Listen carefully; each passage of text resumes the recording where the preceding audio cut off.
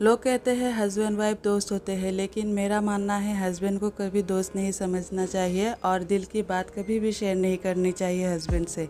क्योंकि अगर आप दिल की बात आज हस्बैंड से बोलोगे, एक ना एक दिन जब भी हस्बैंड के साथ झगड़ा होगा तब यही बात वो आपको ताना मार के देगा। अपनी कमज़ोरी अगर हस्बैंड से शेयर करोगे तो वही कमज़ोरी को लेके हस्बैंड तुम्हारा फ़ायदा उठाएगा। ये मैंने अपने आप से ही सीखा है, इसीलिए आप लोगों के साथ शेयर कर रही हूँ। लोग कहते हैं ना, जो दिखता है वो होता नहीं और जो होता है वो दिखता नहीं है। कभी कभी आंखों से देखा हुआ भी गलत हो सकता है और कानों से सुना हुआ भी गलत हो सकता है। आप लोग वीडियो में देख रहे हो कि मैं अपने हस्बैंड के साथ बच्चों के साथ पार्क में घूम रही हूँ, बच्चों के साथ एंजॉय कर रही हूँ। लेकिन कभी भी आप एक हंसते हुए इंसान को देखकर ये जज नहीं कर सकते हैं कि उसके अंदर कितना दर्द भरा हुआ है। आज जो मैं इतनी गंभीरता से बात कर रही हूँ, इतनी बड़ी बड़ी बात कर रही हूँ, मैं ऐसा बिल्कुल भी नहीं थी। मैं बहुत हंसती मुस्कुराती खिलखिलाती हुई एक लड़की थी, लेकिन आज जो मेरा सिचुएशन है मैं वैसा बिल्कुल भी नहीं रही।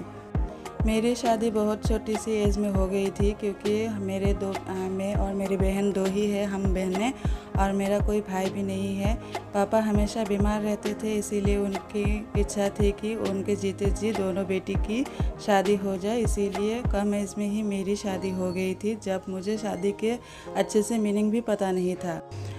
तो जब से मेरी शादी हुई है तब से ससुराल में मैंने एक भी दिन हंसते मुस्कुराते नहीं बिताया है, सिर्फ रोते ही रही हूँ। क्योंकि मेरी सास हर रोज़ झगड़ा लगा करती थी, छोटे छोटे बातों पे झगड़ा करती थी और ताना मारती थी कि मैंने उनके बेटे को फंसा के शादी कर ली है। लेकिन मेरी इतनी उम्र नहीं थी मैं किसी लड़के को फंसा सकूं। जिस एज में मेरी शादी हुई थी तब मुझे दुनियादारी के बारे में कुछ पता भी नहीं था। मैं पढ़ रही थी और मुझे बड़े होकर टीचर बनने का ख्वाब था मेरा, लेकिन ऐसा कुछ हो नहीं पाया मेरे साथ। और शादी होने के बाद भी मुझे समझ नहीं आया कि मैं कैसे घर संभालूं, घर का सारा काम करूं, क्योंकि मुझे तब कुछ नहीं आता था।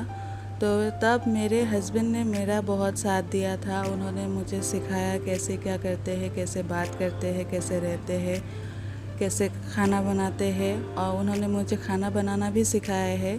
लेकिन सास ने मुझे कभी ऐसे प्यार से नहीं बोला कि ऐसा करो वैसा करो। मेरा दोस्त ढूंढती रहती थी और कभी कुछ अगर गलती हो जाए तो इसी बात को लेके इतना बड़ा बवाल मचा देती थी। तो ऐसा करते करते 4-5 साल मैंने अपने ससुराल में गुजारे। उसके बाद हस्बैंड जहाँ पे काम करते हैं वहाँ पे मुझे लेके चले गए हैं किराए के मकान में।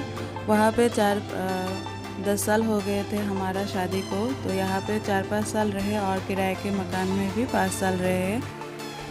10 साल शादी को कंप्लीट हो गई थी। तो किराए के मकान में तो कोई प्रॉब्लम नहीं था, हमारी ज़िंदगी बहुत ही अच्छी तरह से चल रही थी। हस्बैंड से कोई कभी झगड़ा भी नहीं हो रहा था। लेकिन बीच बीच में हम ससुराल में आते जाते रहते थे। कभी हस्बैंड अकेले भी आ जाते थे और कभी कभी मैं भी साथ आ जाती थी। और शादी के 3 साल बाद तो मेरी बड़ी बेटी हो गई थी। बेटी को लेके ही हम किराए के मकान में रहे। तो 10 साल ऐसे देखते देखते गुजर गया। मुझे ऐसा लग रहा था कि मेरी ज़िंदगी अब आसान हो गई है और कोई दुख नहीं है, प्रॉब्लम नहीं है। मैं ससुराल से तंग होकर दूर चली गई तो क्या हुआ, वो लोग मेरा पीछा कभी नहीं छोड़े। उन्होंने आखिरी दम तक मेरे ज़िंदगी को बर्बाद करने की कोशिश की और आखिर तक वो कामयाब भी हो गए।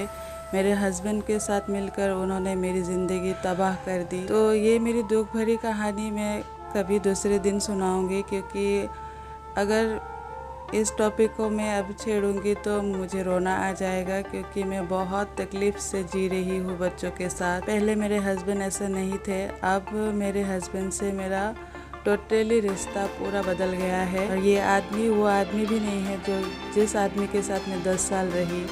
इसीलिए इस टॉपिक नहीं है, ये मेरी ज़िंदगी की हकीकत है। मेरी लाइफ में शादी होने के बाद से अब तक क्या हुआ, इस टॉपिक में मैं दूसरे ब्लॉग में आप सबके साथ शेयर करूँगी। आप सब मेरे साथ रहना। मैं मायके गई थी तो हस्बैंड लेने गए थे हमें, तो एक दिन वहाँ पे रुके, इसीलिए बच्चों को लेकर पास में ही एक पार्क है वहाँ घुमाने ले गए थे। तो वहाँ पे भूख लग गई थी बच्चों को, इसीलिए साथ में अंदर ही रेस्टोरेंट था, वहाँ पे खा पी लिया है। मैंने पहले भी एक ब्लॉग में आप लोगों के साथ शेयर किया था।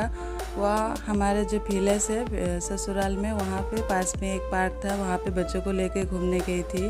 तो मुझे लेके हस्बैंड आजकल कहीं भी नहीं जाते हैं, और कहीं जाना पड़े तो काम के लिए भी अगर जाना पड़े तो चोरी चोरी जाना पड़ता है। और कभी कभी बच्चे जिद करते हैं इसीलिए घुमाने ले जाना पड़ता है, तब भी हम चोरी से ही जाते हैं। ऐसी ज़िंदगी चल रही है हमारी, सब कुछ शेयर करूँगी। उस वीडियो में भी मैंने बोला था हम चोरी से पार्क आए हैं। अभी मैं मायके में हूँ, फिर भी चोरी से ही हम ऐसे घूमने आए थे।